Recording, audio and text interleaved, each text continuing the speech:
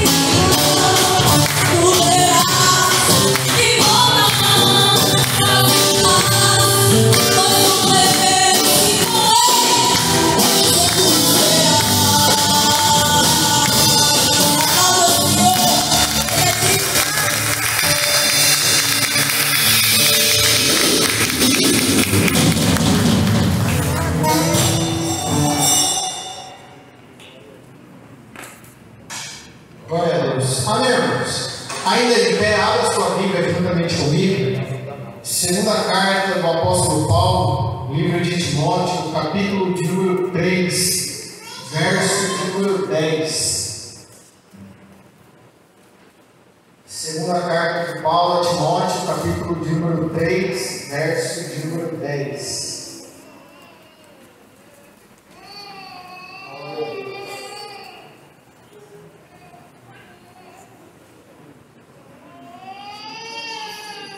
Segunda carta de Paulo a Timóteo, capítulo de número 3, verso de número 10, diz assim: Mas tu tens seguido de perto o meu ensino, procedimento, intenção, fé, longanimidade, amor, perseverança, perseguições e aflições, as quais me aconteceram em Antioquia, Icônio e Listra.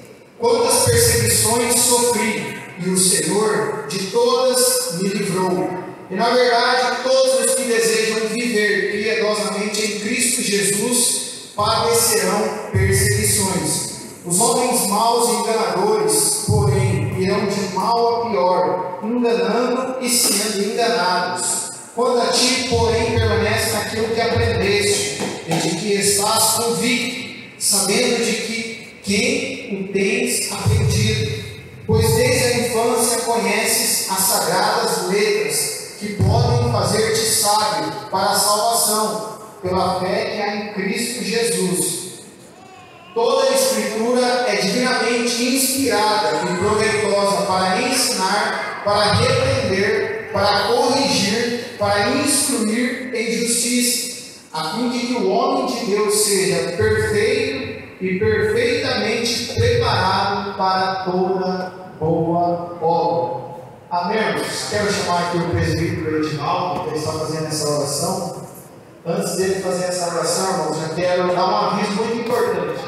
Você que ainda não tomou ceia, depois do culto, se quiser tomar, pode ir até o anexo que eu vou estar lá esperando, tá? É importante que você tome ceia, é importante que você faça parte do corpo de Cristo e permaneça nessa convicção que Jesus deu para nós. Amém? A paz do Senhor a todos. Oramos. Pai, em nome de Jesus, te damos graças. Os louvores foram entoados para o Senhor. A palavra devocional também é do Senhor.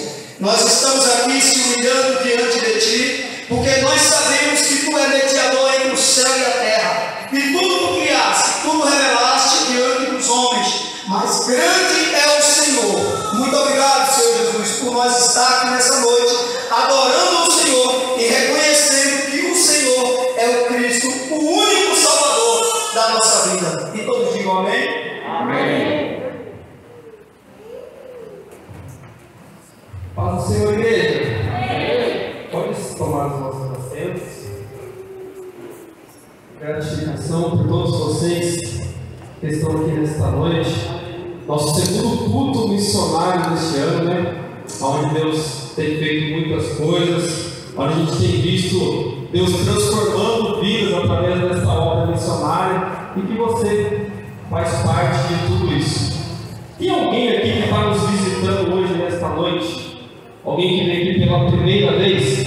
Faz um sinalzinho com a tua mão, nós queremos te conhecer. Tem alguém ali, ó, tem uma família, tem mais um jovem ali atrás.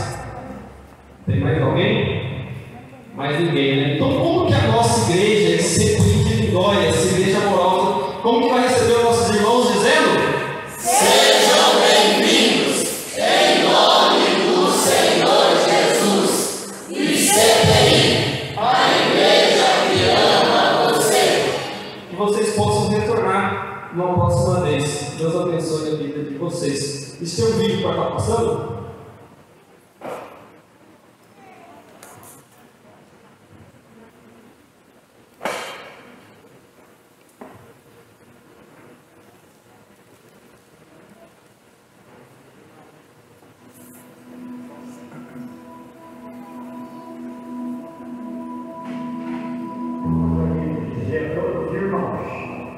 É muito importante fazer discípulo. Durante esses anos de trabalho, eu comecei no dia 8 de maio, 59, fazer discípulos. Eu cheguei no meu primeiro campo missionário, foi 3 Lagoas, no Mato Grosso, e lá eu comecei a fazer discípulo. E como fazer discípulo? Você tem que falar, você tem que abrir, você tem que explicar. E uma das coisas que você é importante para você fazer discípulo é você dar um testemunho da sua vida, o que você era e como você foi transformado, foi mudado a sua vida. E assim eu falei, porque eu não valia nada, eu não prestava para nada, e aceitei Jesus como meu Salvador no dia 25 de novembro de 1956 e fui batizado no dia 15 de dezembro de 57, e eu continuei falando, explicando. A primeira pessoa que eu ganhei para Jesus foi a minha esposa. Depois eu fui na casa do meu pai, da minha mãe, ganhei meu pai e minha mãe para Jesus. Um dia só, entre sobrinhos, meus parentes, eu ganhei 24 pessoas. Isso valeu a pena, irmãos. Eu quero dizer aos irmãos que você não deve fechar a sua boca. Pelo menos fala o que Deus fez na sua vida, fazer discípulo. Quanto eu fiz de nossos discípulos que eu tenho hoje lá no estado de Rondônia, lá no estado do Acre, lá no Rio Grande do Norte e no estado do Espírito Santo, estado de Tocantins, por todos os estados aonde eu construí a nossa igreja. Eu tenho muitos discípulos espalhados por esse Brasil amor. Em frente, a vitória é nossa, pelo sangue de Jesus Cristo.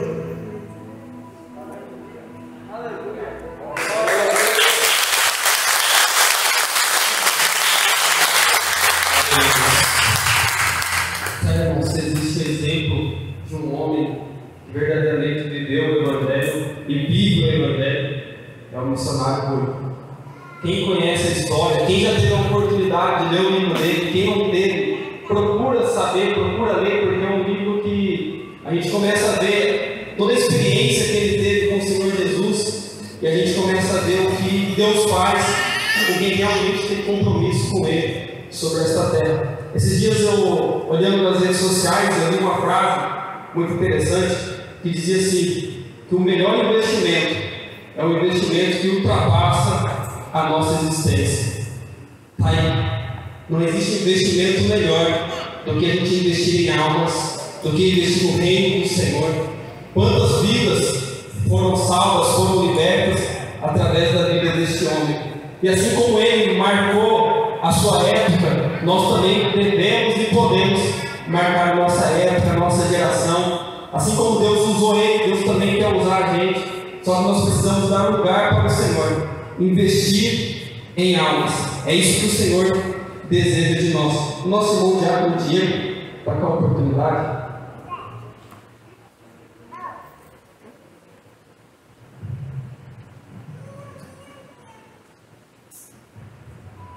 Boa noite, igreja. Paz do Senhor, amém? Amém. Convido os irmãos a abrir juntamente comigo sua Bíblia, o livro de 1 Coríntios, capítulo de número 15, versículo de número 58. A passagem bem conhecida dos irmãos. Mas eu estava hoje à tarde meditando na palavra do Senhor. O Senhor me levou até esse texto, falou no meu coração, e eu gostaria de compartilhar com os irmãos aquilo que o Senhor tem falado no meu coração.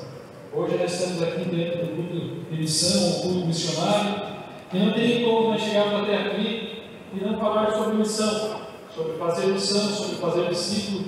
Nós acabamos de ver um vídeo aqui do Curvalinho, um homem que não mede esforço para pregar o Evangelho, para ganhar almas.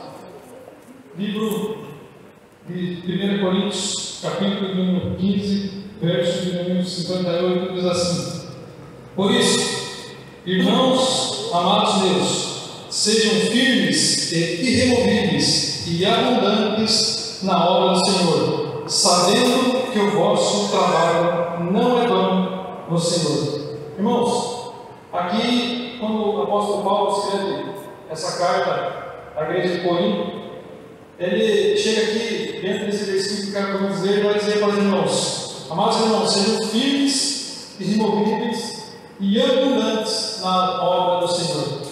E a pergunta que nos fica é: será que nós, como Pedro no vídeo de hoje, nós temos colocado isso em prática?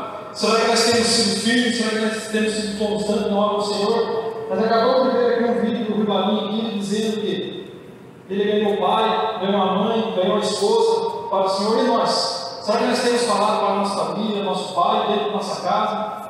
Será que nós temos saído lá fora e pregado o Evangelho? O Senhor nos deixa uma ordenança, o Senhor não fala assim: ó, quem quiser, quando der tempo, vamos pregar o Evangelho. O Senhor decide e pregar o Evangelho a toda a criatura. Irmãos, que nós possamos sair das portas para fora e anunciar o Evangelho. A palavra do Senhor vai nos dizer em Lucas 10, capítulo 2, que a seara é grande, mas poucos são os trabalhadores. Nós tivemos aqui na quarta-feira um culto abençoado, aqui um culto de estudo, onde o pastor dizia que o Senhor vai requerer de nós o sangue de todas as pessoas que estejam do nosso lado, e nós não pregamos para aquelas pessoas.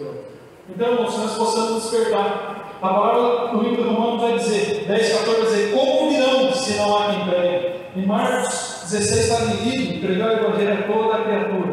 No livro de Oséias vai dizer: por falta de conhecimento, meu povo é destruído. E o versículo continua: porque o conhecimento tu rejeitaste, também eu o rejeitarei para o meu sacerdócio. A palavra de Deus vai dizer no livro de Atos: pregue e não pecados, pois estou contigo, e ninguém há de fazer mal a vocês, pois tem muita gente nessa cidade. Irmãos, que nós possamos fazer a nossa parte, que nós possamos fazer o ir do Senhor, pois o Senhor conta com nós aqui na terra. Quem convence o homem não é o homem, é o Espírito Santo. Mas quem leva a palavra até o pecador, essa missão é minha e a sua. Os irmãos possam meditar essa palavra, eu agradeço por dar em nome de Deus.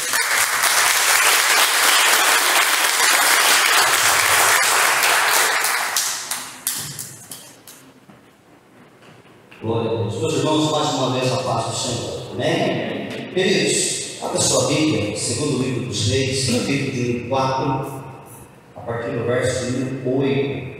Glória a Deus. Segundo o livro dos Reis, capítulo de 4, e o verso de número 8. Aproveitando que os irmãos colocaram nesse texto, eu já quero dar os avisos da semana. Terça e quinta, queridos, nós temos aqui a nossa oração da madrugada, das 5 às 6, tá? Segunda também tem ensaio coral.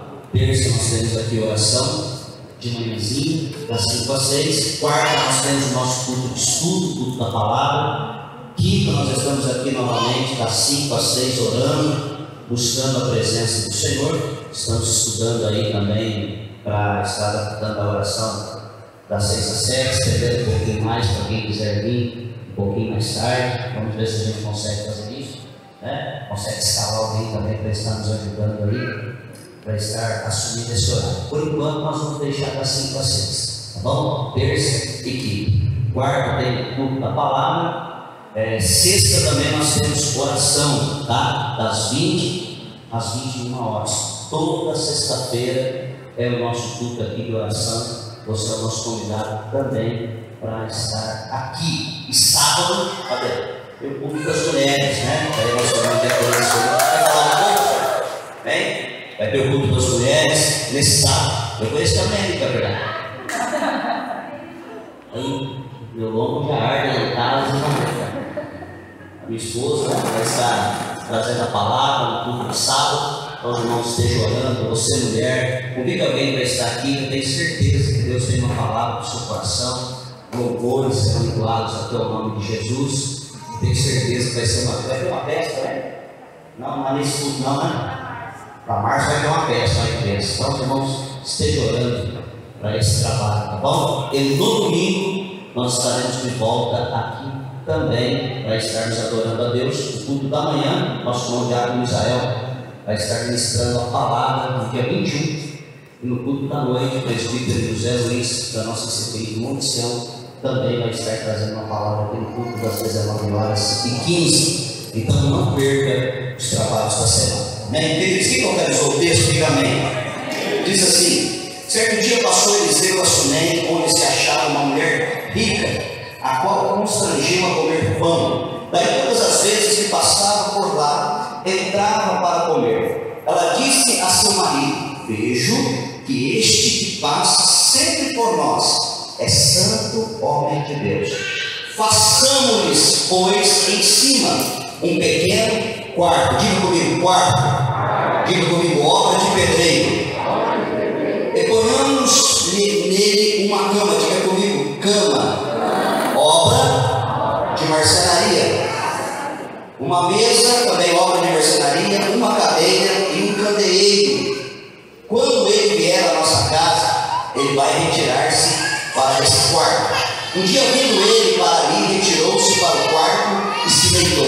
Então disse ao seu moço Geazi: chama esta sunamita. Chamando-a, ela se pôs diante do profeta. Este dissera ao seu moço: diz-lhe, eis que tu nos tens tratado com muita abnegação, ou seja, com muito carinho, muito cuidado. O que se há de fazer por ti? Haverá alguma coisa que te falte, ou que eu possa fazer a teu favor, ao rei ou ao comandante do exército?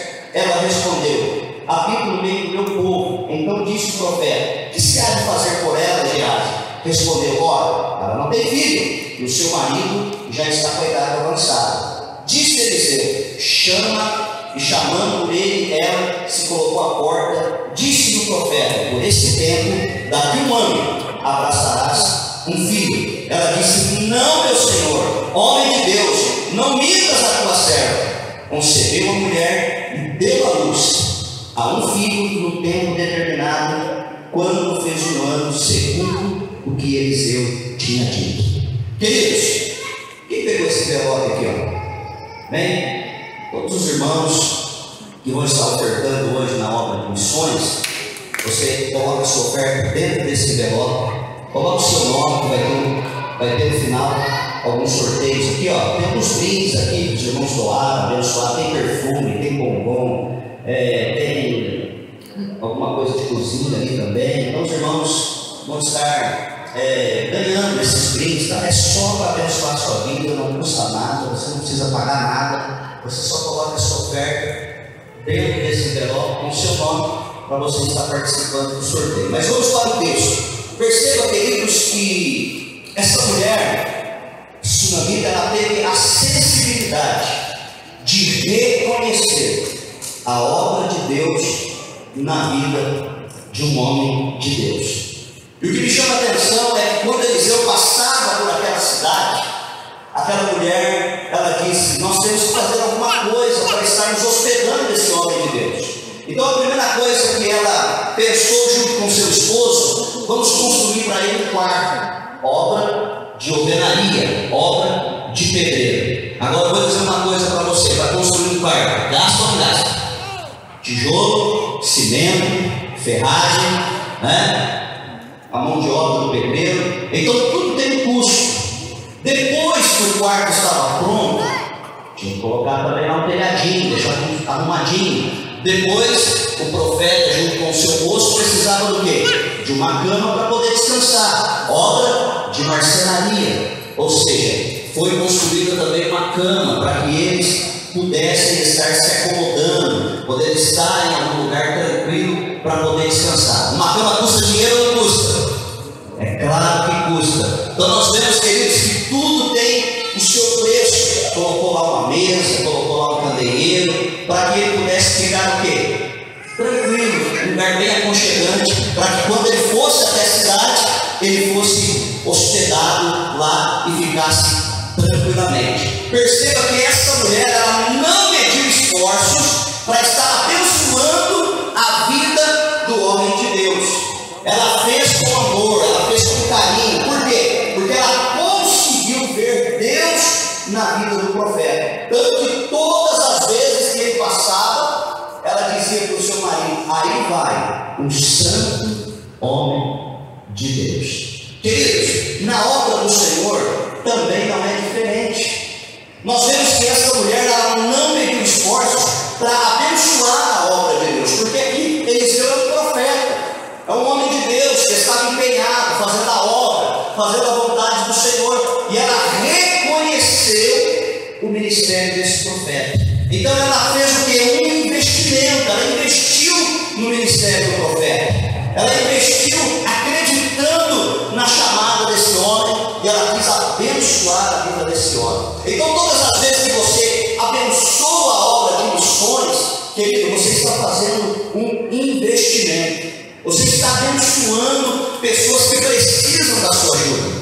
Pessoas que necessitam de que você estenda as mãos para estar abençoando. Por quê? O missionário precisa de um teto, o missionário precisa de uma cama, o missionário precisa de um candeeiro, o missionário precisa de vestimenta, o missionário precisa cuidar dos filhos, o missionário precisa de uma caixa de leite, o missionário precisa pagar luz, pagar água, pagar telefone, ele precisa da nossa ajuda e ele renuncia muitas vezes tudo na sua vida para estar fazendo a obra do Senhor. Um dia eu conversei com um pastor que era um grande empresário. Ele renunciou a sua empresa e um ganho de 25 mil reais para estar à frente da obra de Deus.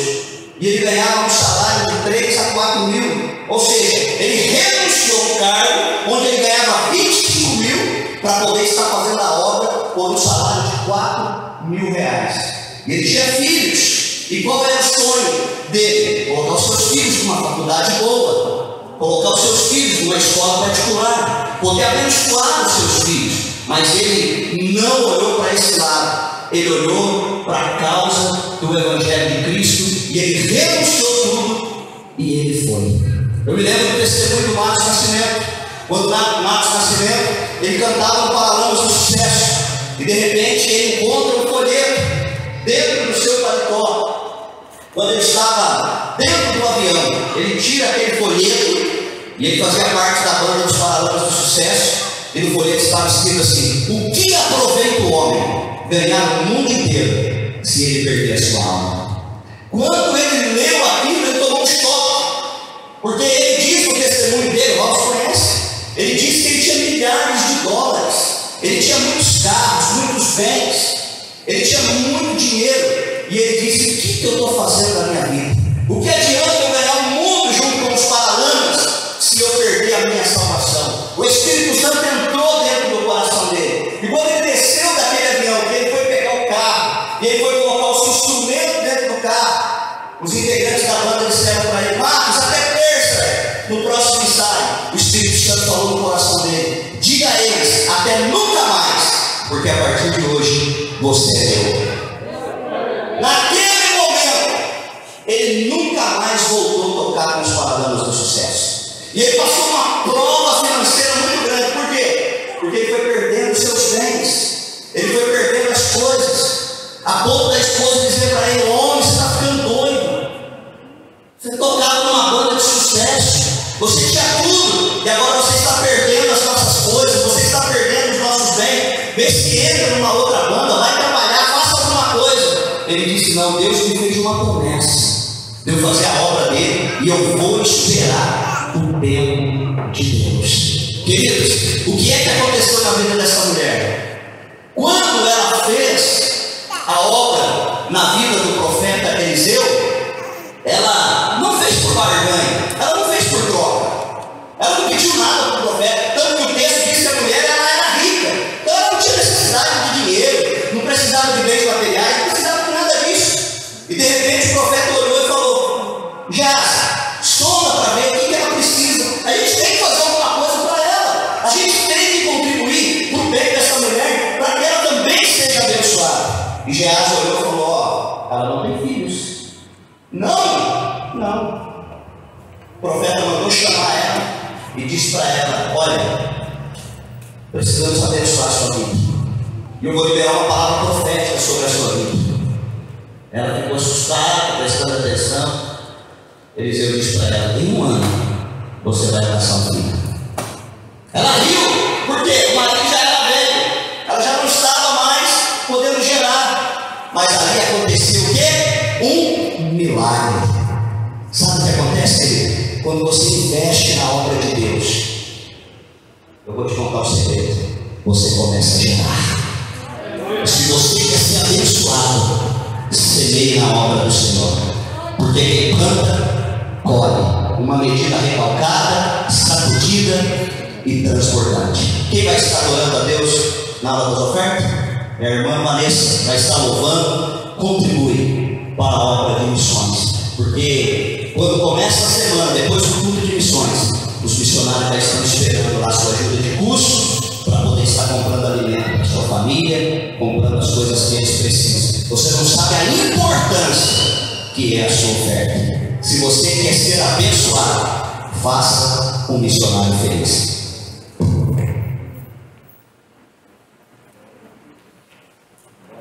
Senhor, igreja.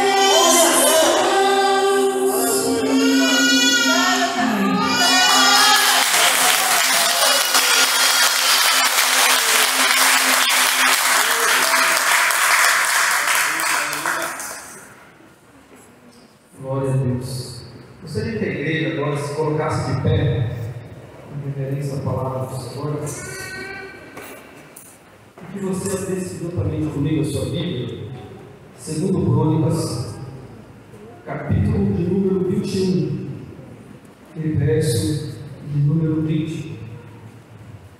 2 Crônicas, capítulo de número 21, e verso de número 20.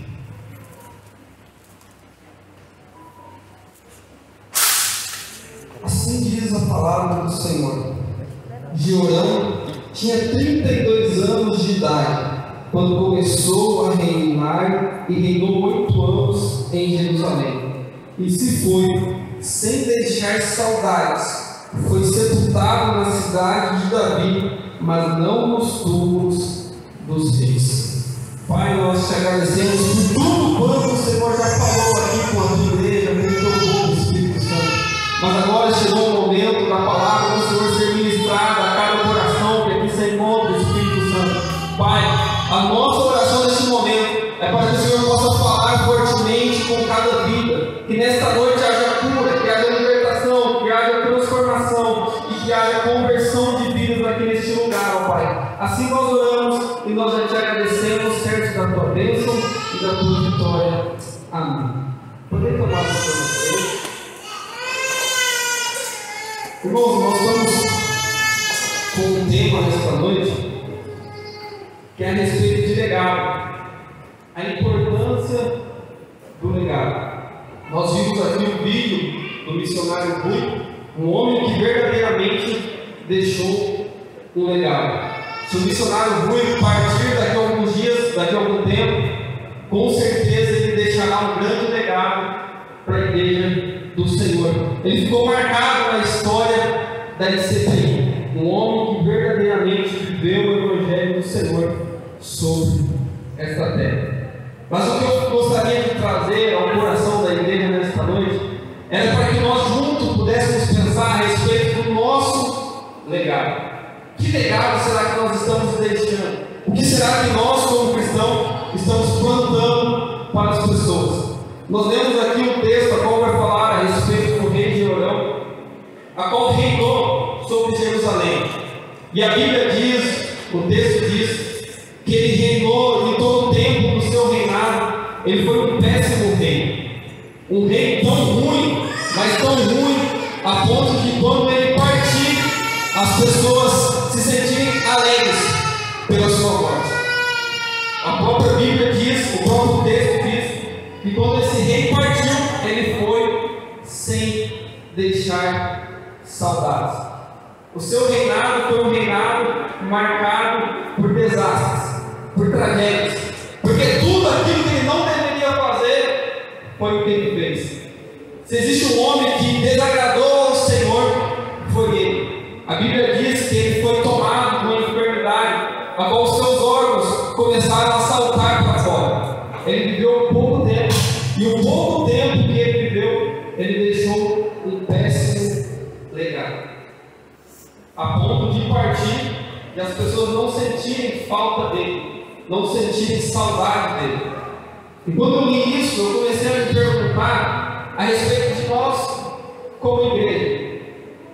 Será que se nós partíssemos hoje, as pessoas sentiriam saudade de nós por aquilo que nós vivemos na terra? Por aquilo que nós transmitimos para as outras pessoas? Que legado nós deixaríamos se nós partíssemos hoje? A nossa igreja, se ela tivesse que mudar de endereço, se nós tivéssemos que sair daqui e construir uma igreja em outro lugar, a nossa vizinhança, ela tinha que sentir saudade de nós, pessoal. As pessoas que moram aqui ao redor, elas tinham que sentir saudade da igreja. Mas será que nós, como igreja, temos transmitido isso para as pessoas, a ponto de elas sentirem saudade de nós por aquilo que nós praticamos? Que legado nós estamos deixando para as pessoas, para os nossos amigos, para os nossos familiares? O que nós estamos plantando como igreja do Senhor? E isso me preocupa quando se fala em legado e igreja, porque infelizmente muitas pessoas que se dizem cristãos têm deixado legado. Hoje o que as pessoas falam quando um crente vai comprar alguma coisa?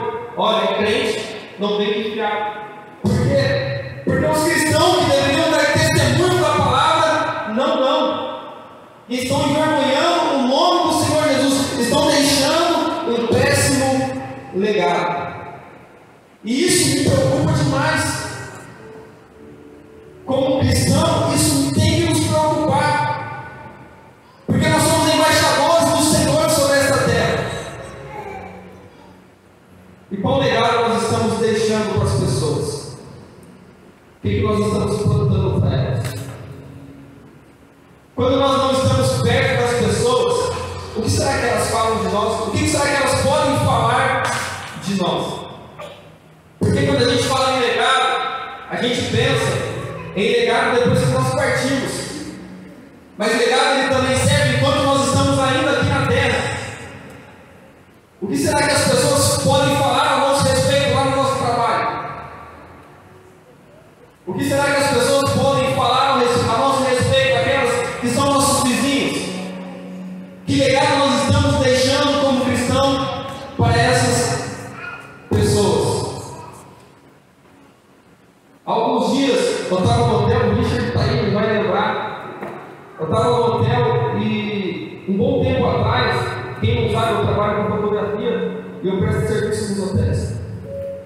E um dia eu cheguei no hotel e tinha uma pessoa lá que estava muito triste, estava chorando, eu vi que estava todo mundo e tal. E tinha uma pessoa que trabalhava no hotel e ela estava chorando.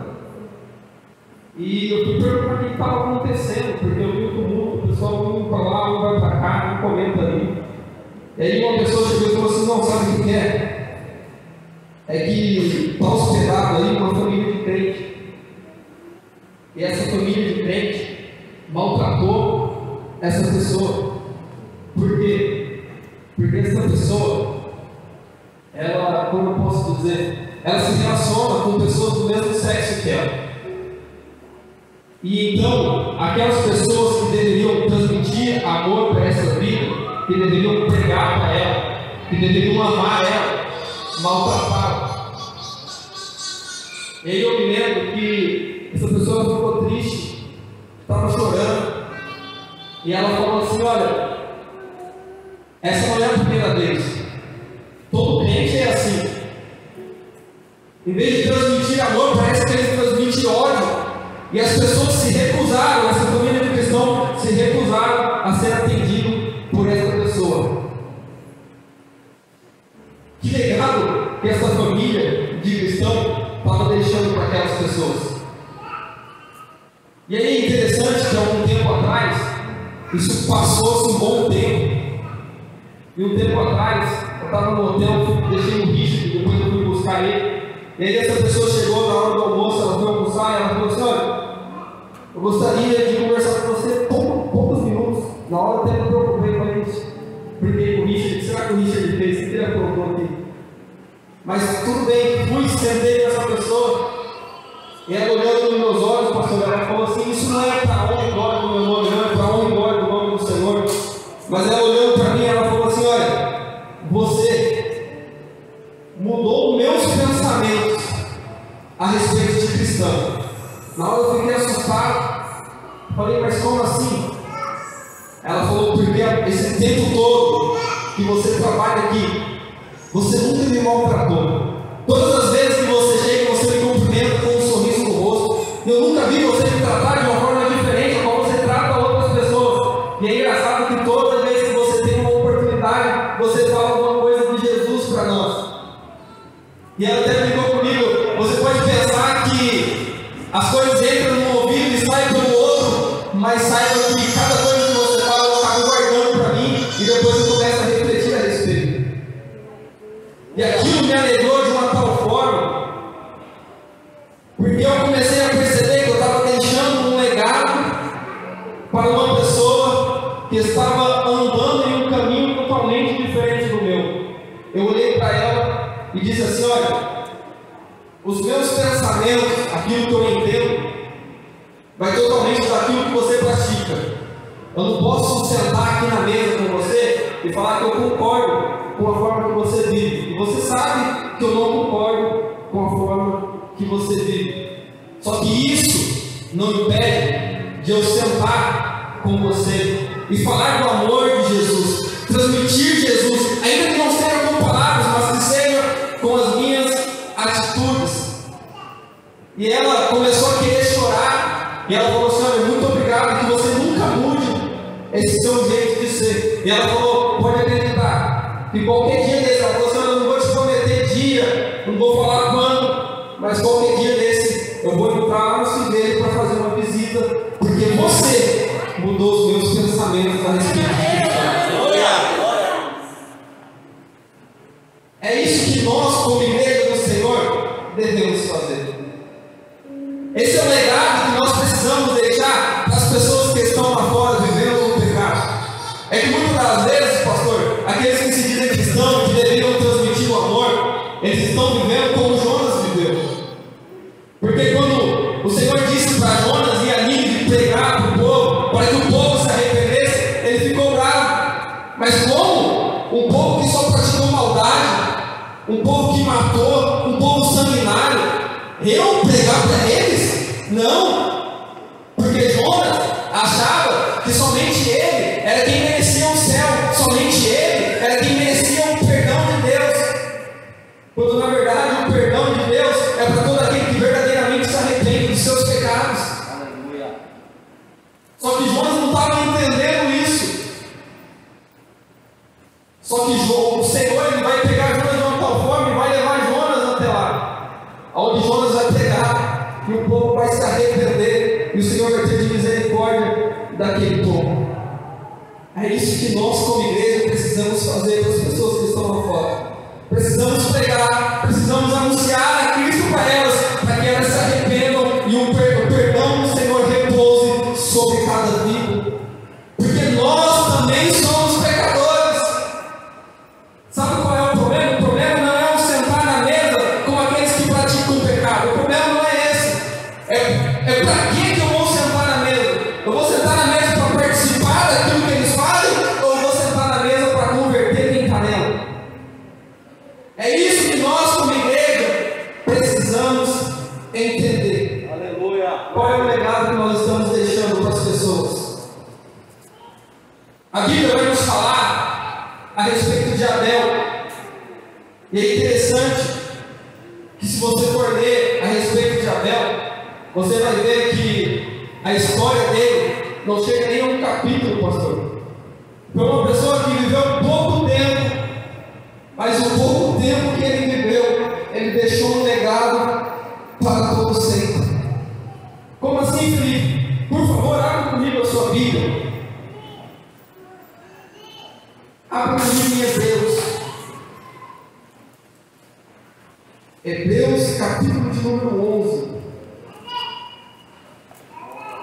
Aleluia.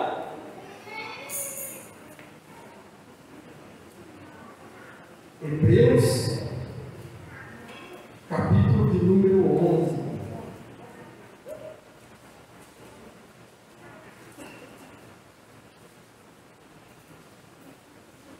Hebreus, capítulo de número 11, verso de número 4. Olha o que a palavra do Senhor vai dizer. Olha, não, verso 4. Pela fé, Abel ofereceu a Deus um sacrifício mais excelente do que Caim, pelo qual obteve testemunho de ser justo, tendo a aprovação de Deus quanto às suas ofertas, por meio da fé, mesmo depois de morto, ainda fala.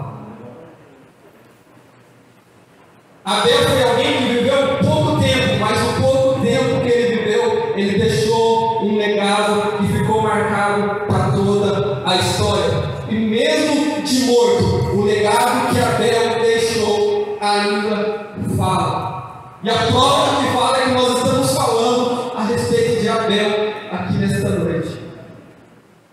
Olha a importância do meu legado, do seu legado. Olha a importância de nós deixarmos um legado para as pessoas. Abel viveu pouco tempo, mas o pouco tempo que ele viveu para a glória do Senhor Jesus, ele deixou um legado que marcou para sempre a história. Nós precisamos entender a importância que tem nós deixarmos legado para as outras pessoas? Quantas pessoas o missionário Rui influenciou? Quantas pessoas ele influenciou com as suas atitudes, com a sua forma de viver o Evangelho? Ele deixou um legado. E nós também precisamos deixar legado, nós precisamos marcar a nossa geração. Deus não nos chamou apenas para a gente vir aqui ao culto de domingo, sentar aqui e ouvir as palavras, não. Eu e você somos embaixadores de Cristo e precisamos deixar um legado para as outras gerações. Nós, como igreja, precisamos entender isso. Legado é você permanecer vivo, mesmo depois de morto. Porque o legado ele fala, mesmo depois, quando você está morto. Você morre, mas o seu legado permanece. Olha como Deus é maravilhoso. Nós morremos, mas o nosso legado permanece. O nosso legado continua transformando vidas, continua restaurando vidas, continua trazendo vidas aos pés do Senhor. Esse homem deixou um legado e muitas pessoas, muitas outras gerações serão influenciadas através da vida dele. Mesmo depois de morto, pessoas vão se influenciar através da vida dele. Se o missionário Rui falando isso aqui, mesmo depois de morto, ele vai ficar bravo. Ele fala que vai viver até os 150 anos. Mas é importante, precisamos deixar um legado que marque a nossa geração e as gerações futuras. Você pode deixar um legado no seu trabalho. Patrícia, você pode transmitir um legado através do seu trabalho, através da fotografia. Quantas vezes a gente, quando ela viu aquela foto que você tirou dela, ela sentia a presença de Deus através de uma foto. O que é isso? Você está deixando um legado para uma outra pessoa. Você está transmitindo Cristo através do seu serviço. Aleluia.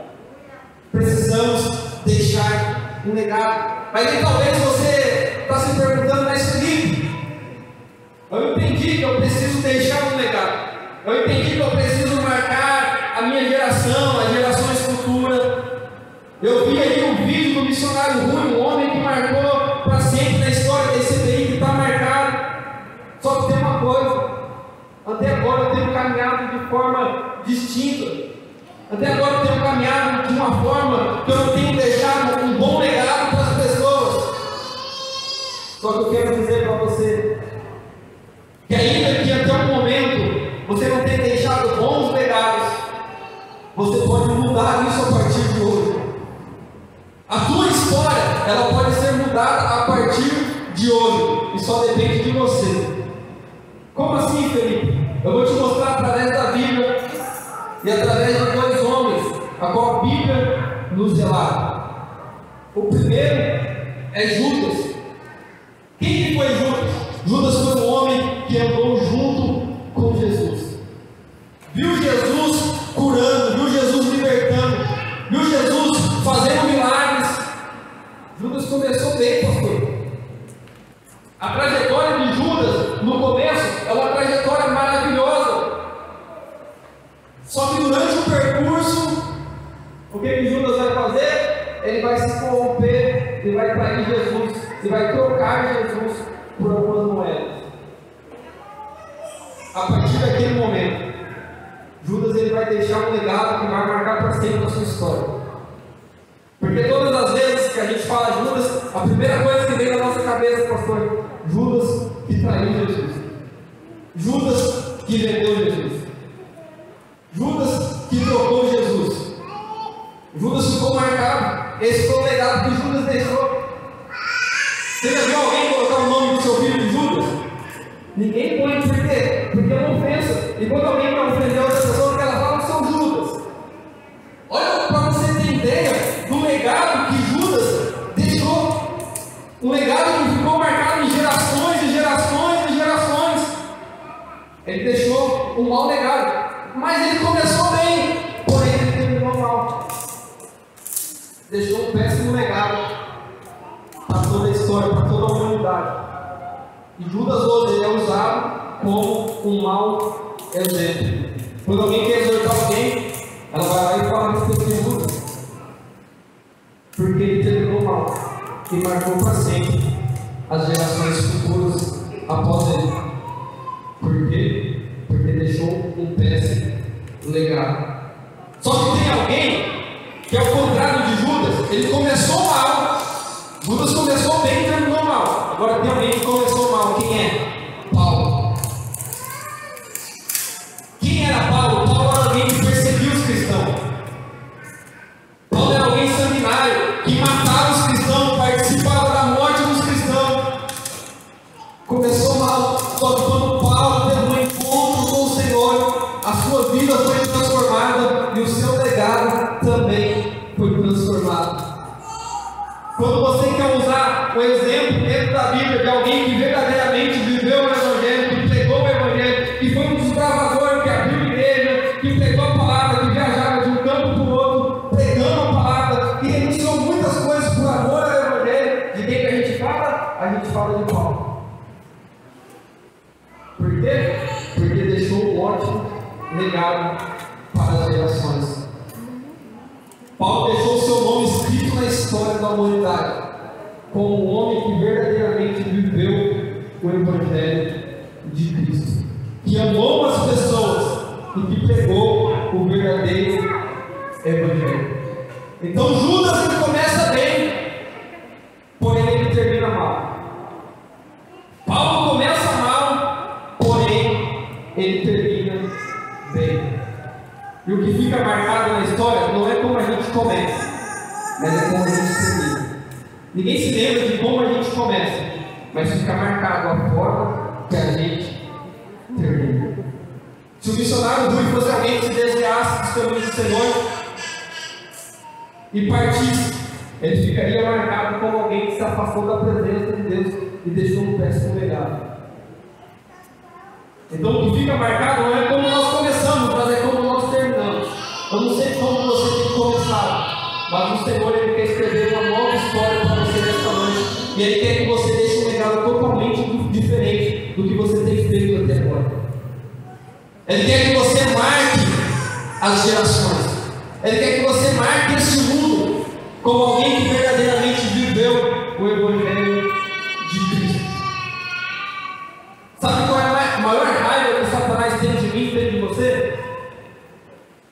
É porque ele fez uma escolha lá atrás, ele fez uma escolha lá no seu passado que determinou o seu futuro. Ele fez uma escolha no passado que determinou o teu futuro. O futuro de Satanás já está escrito, já está preparado para ele. Aí é por isso que ele tem tanta raiva de mim e de você. Porque ainda que nós fizemos escolhas erradas lá atrás, nós ainda podemos mudar o nosso futuro. Ainda que nós fizemos escolhas que não tenham agradado ao Senhor, nós ainda podemos mudar o nosso futuro. Nós podemos mudar o nosso legado. E é isso que o Senhor quer fazer com você aqui nesta noite. Eu não sei como você entrou aqui, eu não sei quais são as tuas lutas, quais são as tuas provas, eu não sei o que você tem passado, eu não sei se você é alguém que um dia viveu um evangelho genuíno, mas por algum acaso, no caminho, no que eu vou percorrer um trajeto, você se afastou da presença de Deus. Mas nesta noite a palavra de Deus para você é: filho, eu ainda posso mudar a tua história. Assim como o Senhor fez na vida de Paulo, Ele pode fazer na sua também, e você pode marcar uma geração. Nós precisamos entender isso como igreja do Senhor. Se a sua vida se encerrasse hoje, se você partisse hoje, qual seria o seu legado? E através do seu legado, qual seria o seu destino? Se o Senhor chamasse você hoje, se você fosse recolhido hoje da terra, qual seria o seu legado e qual seria o seu destino? A Bíblia vai nos mostrar homens, vai citar vários homens, mulheres que viveram o verdadeiro evangelho e deixaram um legado que ficou marcado para toda a história. Se você sentar com pessoas que não são cristãs, que nem sequer nunca frequentou a igreja, e você perguntar se ela conhece a história de Daniel, ela vai falar que conhece. Todo mundo conhece a história de Daniel. Por quê? Porque através da atitude de Daniel, ele marcou a sua história. Através da sua atitude de verdadeiramente servir a Deus, de não se vender aquilo que o mundo oferecia para ele, ele deixou um ótimo legado e marcou a sua história, a ponto de pessoas que nem são cristãs conhecerem a sua história. Se você sentar com quem não é cristão e conversar a respeito de Sadraque, Mesaque e Abednego, você chegar e falar, você conhece a história de Sadraque, Mesaque e Abednego? Ela vai falar, conheço, porque todo mundo conhece a história desses 3 jovens. Por quê? Porque através da atitude deles, eles marcaram a sua geração. Através da atitude deles, de não se render, através das atitudes deles, de não adorar a outros deuses, através da atitude deles de serem fiéis verdadeiramente ao Senhor, mesmo mediante a ameaça de serem lançados numa fornalha de fogo ardente, através dessa atitude, eles marcaram a história da humanidade. Quais são as atitudes que você tem que tomar para marcar a sua geração? O que você tem transmitido para as pessoas? Quem aqui conhece o Prêmio Nobel da Paz? Acho que todo mundo conhece. Amém? Todo mundo conhece? Amém? Não tem que vir mesmo não, né? Gente, o Prêmio Nobel da Paz é um prêmio que eles dão para pessoas que elas criam algo em prol da humanidade, que fazem algo em prol da humanidade. Só que esse é um prêmio que ele foi feito através da vida de um homem. Então não vou me lembrar o nome dele, acho que era Frank Nobel, alguma coisa assim. Ele foi o homem que construiu, que inventou a dinamite, o explosivo. E a história dele vai contar que quando ele inventou o dinamite, ele começou a ganhar muito dinheiro. Foi alguém que começou a ganhar muito dinheiro, porque ele começou a fornecer os seus dinamites na época, os países estavam enfrentando guerras. Então ele fornecia dinamite para o exército, para o povo, para os países. Então ele começou a ganhar muito dinheiro, mas muito dinheiro. Ele criou uma empresa juntamente com os seus irmãos. A sua família começou a trabalhar para ele. E eles começaram então a cada vez mais evoluir o dinamite, o explosivo. E a história nos conta que certa vez um dos seus irmãos estava no laboratório formando ali a dinamite. E a história vai falar que houve uma explosão e esse jovem veio a morrer. E aí o jornal na época, de uma forma equivocada, achou que quem tinha morrido era ele. E aí eles colocaram no jornal da cidade, e o tema do jornal estava escrito assim: morreu o anjo da morte, porque ele era alguém que tinha construído dinamite, e muitas pessoas tinham morrido através da guerra. Então as pessoas nomearam ele quando acharam que ele tinha morrido como o anjo da morte. E é engraçado que quando ele pegou aquele jornal, ele deu o título daquele jornal, porque eles achavam que quem tinha morrido era ele, quando na verdade foi o seu irmão. Quando ele deu o título daquele jornal, ele ficou muito chateado, ele ficou muito entristecido, porque ele olhou para aquilo e ele falou: nossa, tudo que eu criei, na verdade, só matou pessoas. Tudo aquilo que eu fiz, na verdade, só trouxe destruição. Então, na verdade, ele viu que ele estava deixando um péssimo legado. Só que ele não queria isso. Então ele teve uma ideia. Ele falou: sabe o que eu vou fazer? Eu vou pegar toda a minha fortuna, tudo aquilo que eu ganhei, fazendo mal, e eu vou transformar isso para fazer o bem. Foi então que ele criou o Prêmio Nobel da Paz, que é um prêmio onde vai entregar para as pessoas que fazem algo em prol da humanidade, aqueles que inventam um remédio, quem vem com mal. E aí ele ficou marcado no final da sua vida como alguém que criou o prêmio Nobel da Paz. Tudo isso porque ele viu, percebeu que ele estava deixando um péssimo legado. Só que ele mudou sua história e ele ficou marcado não por aquilo que ele fez no começo, mas por aquilo que ele fez no final. Eu não sei o que você tem feito, eu não sei o que você tem vivido, mas para Deus não importa. Para Deus não importa aquilo que você tem praticado, desde que nesta noite você tome a atitude de mudar a sua vida, de mudar as suas práticas. O que você vai deixar para a sua família? Qual será o legado que você vai deixar, pai? Qual o legado que você vai deixar para os seus filhos? Filhos, qual o legado que você vai deixar para os seus amigos, para os seus colegas? Qual o legado que você, que nós vamos deixar para as pessoas que convivem com nós diariamente? Isso é algo para nós pararmos e refletirmos como igreja do Senhor. Que legado nós estamos deixando para as pessoas?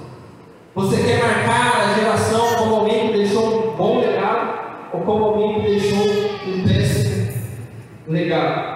Esses homens que nós citamos aqui ficaram marcados na história por causa de uma atitude que eles tiveram de verdadeiramente servir ao Senhor. E todo aquele que verdadeiramente serve ao Senhor de todo o seu coração, ele nunca deixa um péssimo legado.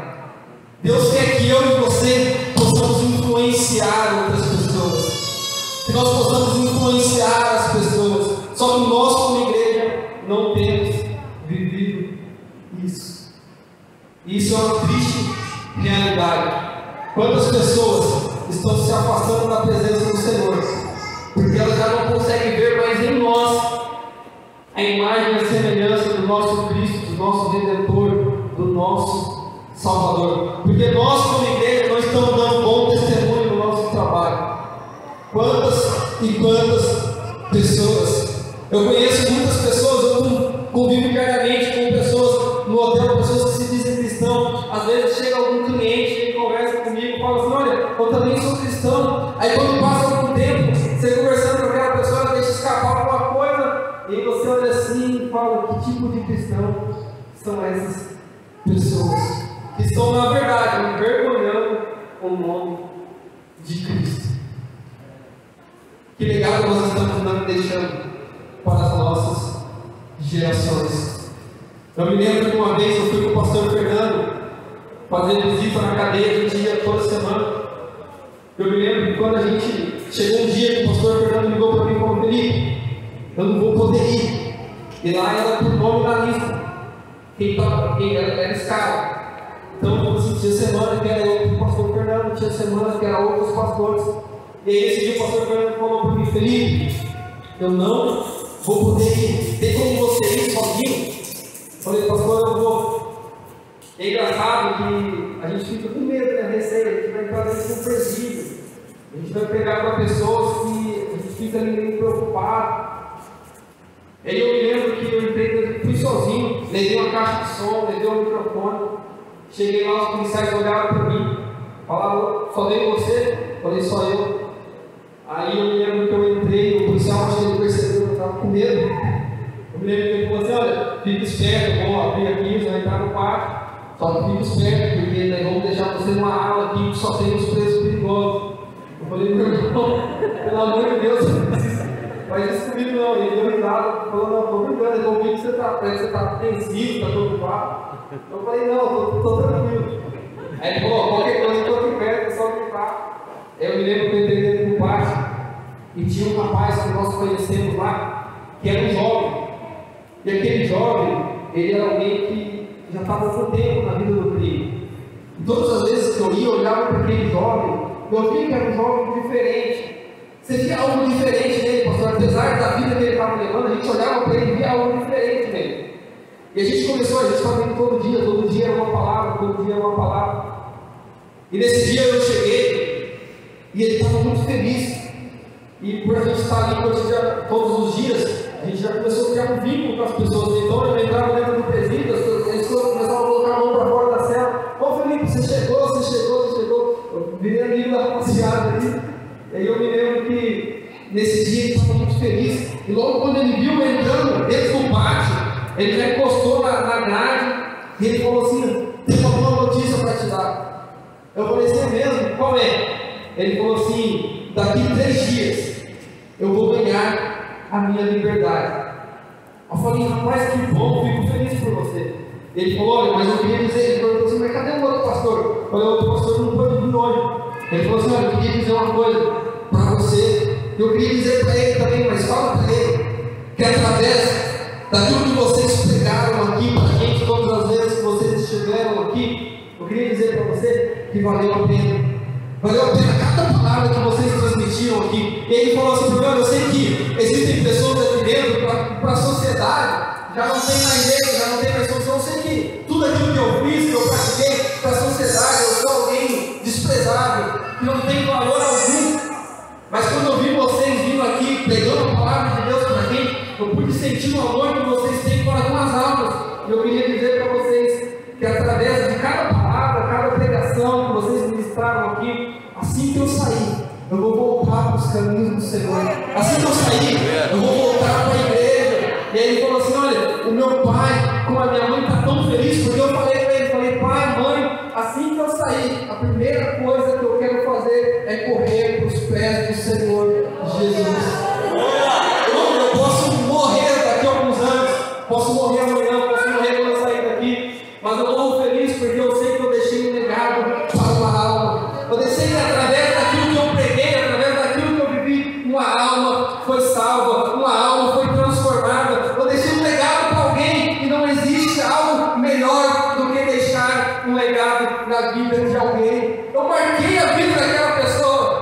Pode passar alguns anos, aquele jovem pode se tornar um pregador, e ele sempre vai dizer: olha, eu me tornei pregador um certo dia que um rapaz foi dentro de um presídio, onde para a sociedade as pessoas já não tinham mais valor, mas eles pregaram para mim. Eu ouvi as palavras entraram dentro do meu coração e a minha vida foi transformada. É por isso que o maior investimento do ser humano, o melhor investimento do ser humano é quando ele investe em almas.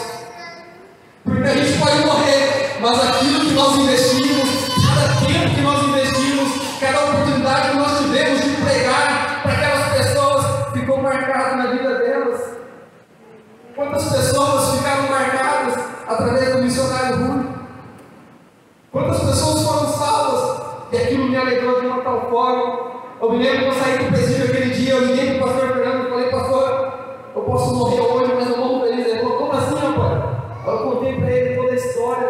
Ele ficou muito feliz, muito contente, porque nós vimos que deu resultado. Para algumas pessoas, vocês estão perdendo tempo, mas para Deus não. Quando a palavra do Senhor, ela nunca volta vazia. Nós, como igreja, precisamos fazer a nossa parte. Ah, mas ela está envolvida com droga. Ah, mas ela está envolvida no tráfico. Ah, mas para ela parece que não tem solução. Nós, como igreja, precisamos fazer a nossa parte. Não somos nós que vamos convencer o homem do pecado. Quem convence é o Espírito Santo, mas como disse o Diácono Diego, é obrigação nossa transmitir a palavra do Senhor Jesus. É nossa obrigação como igreja. E nós precisamos deixar o nosso legado. Nós precisamos marcar a vida das pessoas. Eu gostaria que a igreja se colocasse de pé.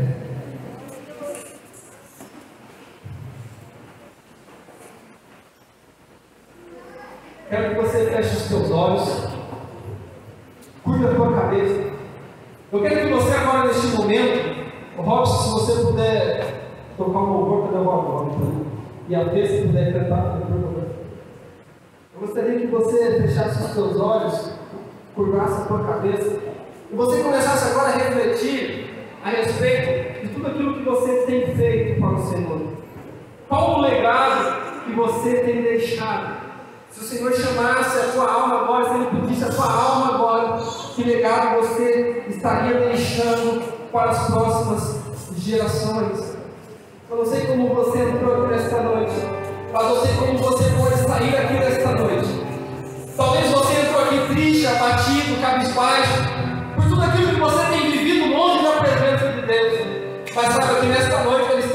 querendo te encher novamente. Sabe que nessa noite Ele está aqui querendo restaurar a tua vida novamente. Sabe que nessa noite Ele está aqui querendo você de volta na presença dEle, porque Ele te ama. Ele te ama de uma forma incondicional. O amor dEle por você é grande. Ele quer que você marque as gerações. Ele morreu naquela cruz por amor à sua vida, para que você pudesse testificar tudo quanto Ele tem feito por amor a você, para que você pudesse testificar a outras vidas aquilo que o Senhor tem realizado em você e através de você. Ele quer que você seja um canal de bênção nas suas mãos. Ele quer te usar, Ele quer te usar, Ele quer te usar, Ele quer te usar, Ele quer te encher. Aleluia, Espírito Santo, fala com o Senhor. Oh,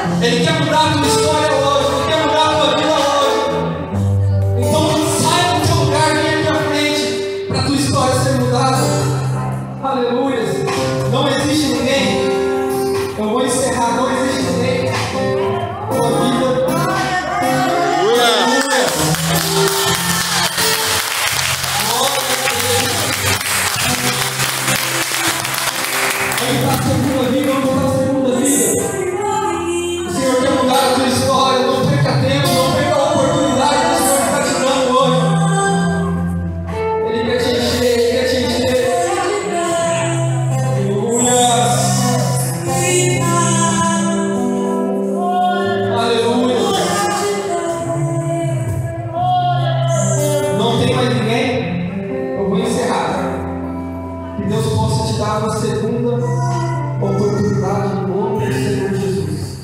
O pastor João Carlos, ele vai estar orando pela nossa irmã. Eu só queria antes, nós vamos depois do pastor João Carlos orar, a gente está fazendo sorteio. Só queria estar transmitindo à igreja o valor da oferta. A oferta deu R$913 para a glória do Senhor Jesus.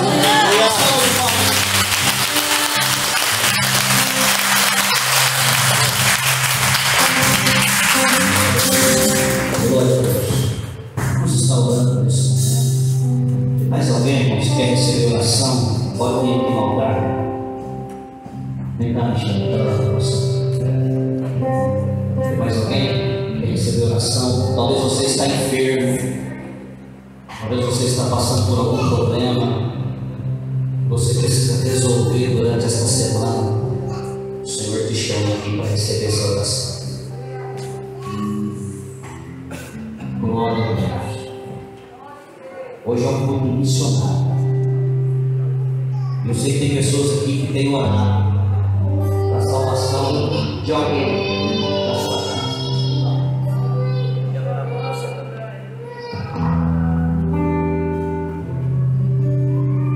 Você que tem orado para a salvação de alguém lá na tua casa. Você tem chorado por essa pessoa. Você tem dito, Deus, até quando? Vem aqui, eu quero orar para você. Mas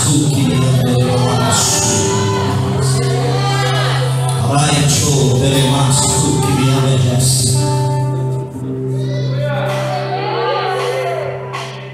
Aleluia. Aleluia. Meu Deus. Glória a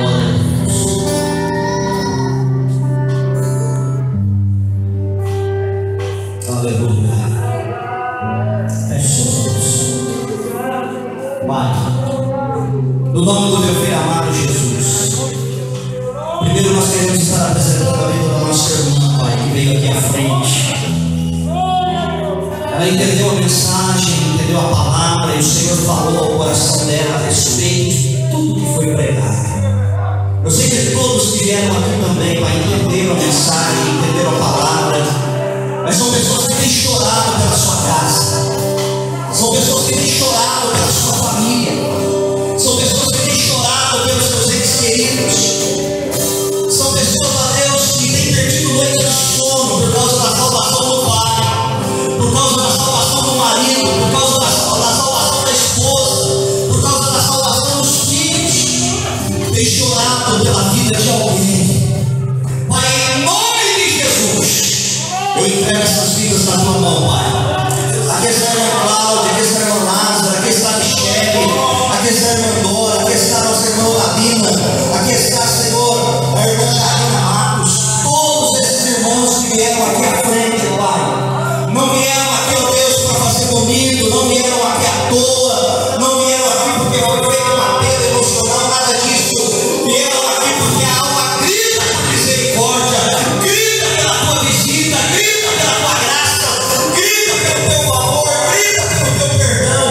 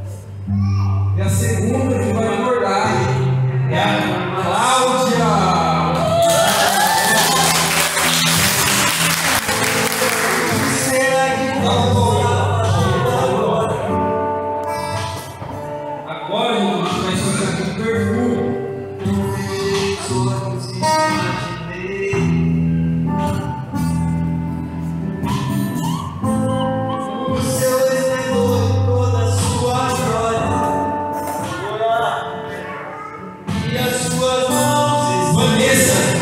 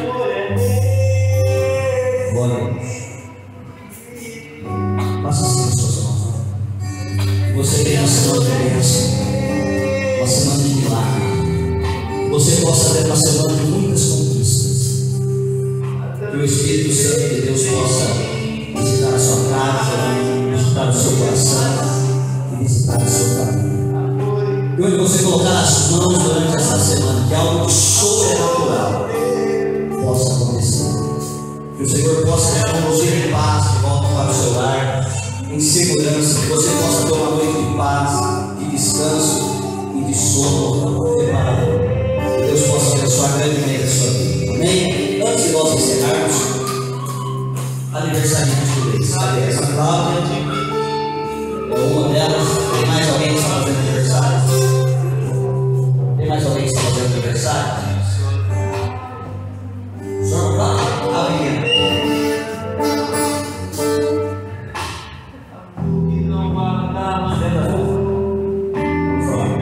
Pai, em nome do Senhor Jesus, Pastor, nós entregamos as tuas filhas nas tuas mãos, que completa mais uma primavera na vida de jardim da existência.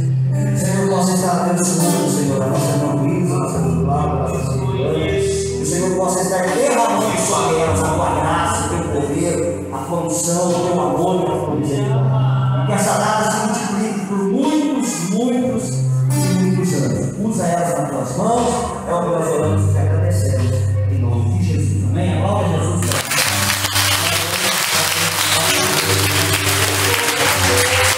Deus abençoe a vida de todas as nossas irmãs. Faça assim, ó. Carta do apóstolo Paulo aos irmãos da igreja que está em Éfeso, capítulo de número 6, o verso de número 24. Que a graça de nosso Senhor Jesus Cristo esteja com todos que amam ao nosso Senhor Jesus em sinceridade. Que o grande amor de Deus Pai, a doce comunhão, a consolação do doce Espírito Santo esteja com todos, não só agora, mas para todos sempre. Só quem é abençoado, diga! Amém! Cumprimente o seu nome, a paz do Senhor, uma ótima semana a todos.